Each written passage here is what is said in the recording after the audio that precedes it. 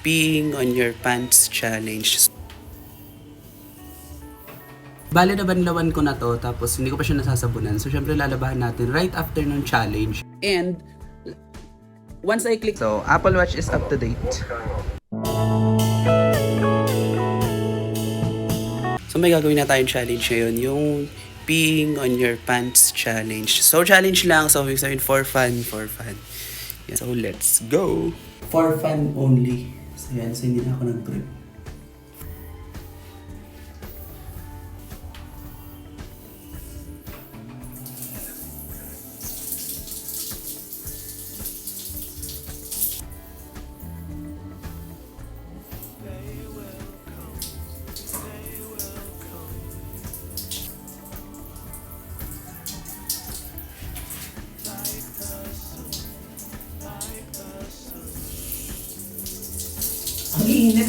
Ang init gago.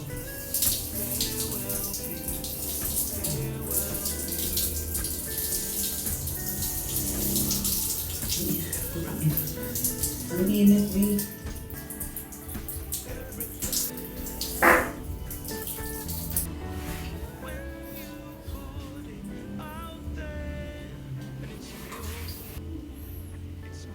Nabanlawan ko na to, tapos hindi ko pa siya nasasabunan. So syempre lalabahan natin right after ng challenge. So, ibig sabihin, dililinisan natin siya after ng challenge. So ito, nabanlawan ko na to.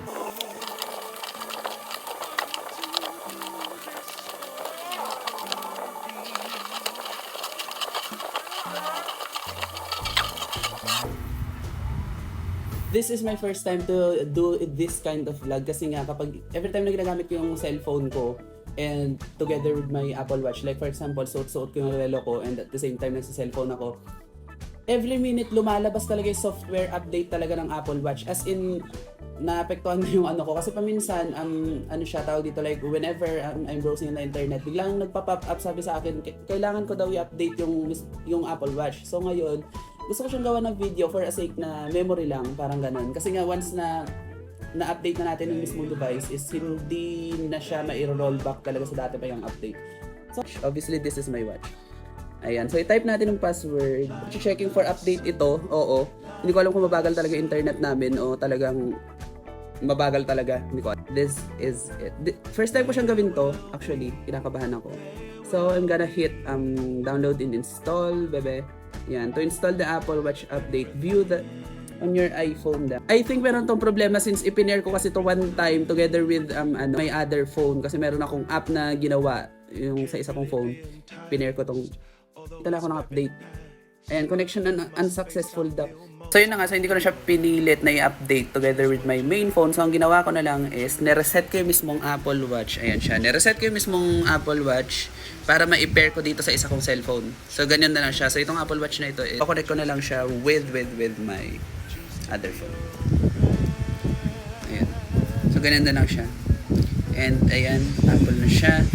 And isa-set up na siya with this phone. And so baliktarin ko na lang yung setup. So ganyan siya. Diba? Ayan, so i-wait na lang natin to until na i-connect, diba? Until ma-i-connect. Oo. So ayan, so resetting until now nagre-reset pa rin siya. Ayan siya, nagre-reset. Resetting. And yes. Ang tagal mag-update. I mean reset. Ang tagal. So yan, so successfully reset na siya. So ang gagawin natin is i-pair na natin siya. Ayan, so start ko na yung pairing. Ayan, turn on the Bluetooth. Wait. Ayan, start na natin yung pairing. Ayan, start pairing. Ayan, set up for myself. Hold the camera. Ayan. So dito na siya sa iPhone XR. Ayan. The Apple Watch is successfully paired. So ganun na siya. And set up the Apple Watch. Left. Okay, left. So siya, it depends pala siya sa bilis natin ng internet. So, yan. So connecting to your Apple Watch. Ayan, so terms and conditions. Ayan, agree. Don't share with Apple. Sige, magka-create na ako ng passcode. So, ayan. Location services. So, I'm gonna hit disable. Oh, disable siya. Reduce motion is continue. Yan. So, skip ko muna siya. Ayan. So, skip. Continue. Ayan. And this is the syncing process. So, probably, magtatagal to for more than 30 minutes. So, ganun na ganun siya yung una ko siyang sinet up. So, yan. Syncing process siya. Ayan. Apple Watch is syncing. Ayan. So, right now, na-reset na siya. So, yun na siya. And, hello. The first thing na gagawin natin is click natin syempre yung down. Charge. Sina-charge ko. Ayan. So, ito na yung pinaka-screen ng mismong phone. So, ang gagawin natin is click natin yung gem. And software update. Okay. Software update. Para most of the apps. Kaya sa focus ba? Tapos general software updates. Yan, so checking for updates. Ayan. Ito to. Naka-focus kasi sa mukha ko. Napatawag siya mag-focus sa mukha. Ayan. So nagda-download na yung update. Ma-update na natin siya. So, wait lang. Gana na siya. Yan yung pinaka-information.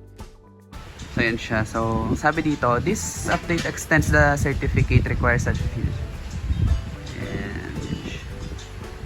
190 MB. So, medyo matagal pa pala ang hihintayin natin. So, let's wait. Important before updating the watch on its charger. So, kailangan nakakonect siya sa charger. Second is connected dapat siya sa Wi-Fi. So, yun lang naman. Mga ba?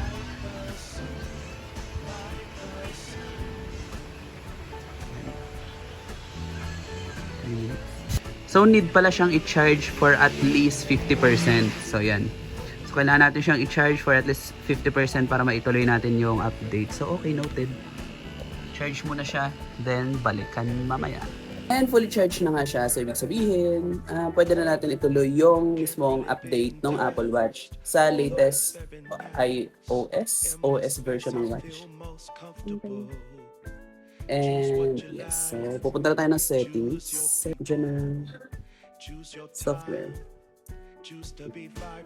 And pwede na tayo mag-update. Ayan, so kung makikita nyo, install na lang yung nakasulat. Yan ang kanina, yan ang inaayos natin. So downloaded na siya, pwede ko na i-click yung install. Ayan, to install the view daw dito sa mismong software update. Meron siyang biglang lumabas. Ano yung lumabas na to? Watch OS terms and conditions. Okay, open up. Open up. Ayan, terms and conditions. So, once na i-click daw natin yung install, is may install siya mismo. Ayan, so agree. I-click na natin yung pinaka-install. Ayan, install. Ito type ko yung password. So, yun na ba yun? Pagka-click ba na pagka-click is installation post. The post Apple Watch must be connected to its charger.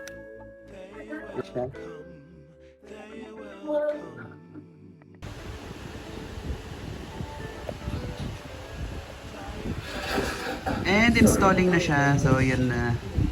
Lumabas na yung Apple logo. And installing Watch OS. And yung kanyang loading screen. So yan na. Yan na yung spot niya.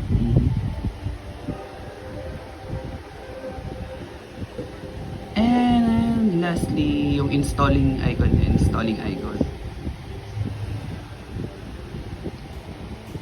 So yun, so biglang nawala yung loading screen, tapos biglang nag-Apple logo na lang siya. Pero nakasulat sa phone ko is installing pa rin. Tapos dito, Apple na lang siya. So baka tapos na yung update. Yun. Oh, so nag-second time of loading siya. So yan yung second time na loading. Akala ko tapos na kasi lumabas na yung Apple logo, tapos nag-second time. So parang nag-restart pala siya, parang ganun. Ano ba yan? So yan, so babalik na ako pag tapos na yung update. So kumukulog na rin siya, feeling ko ulan eh. So yan, so feeling ko patapos na siya. Konti na lang yung pinaka loading screen. Konti na lang. Ayan, so updated na siya. Biglang lumabas sa screen ng cellphone. Your Apple is up to date, latest bug fixes and security. So bigla lang siyang namatay. So bigla lang na-deads yung relo. Ano ba to? Local. Hindi pala. So second boot pala siya. And that's it. So tapos na yung update. So ito na siya. Ito na yung relo ko. So I have a watch na ba? I have a watch na ba mga bet? Ko ba siya? Huli update! Yay! Software updates. So, check mo yan. Ayan. So, Apple Watch is up to date. Success! Thank you so much for watching this video. I hope you like this video. For you wholeheartedly.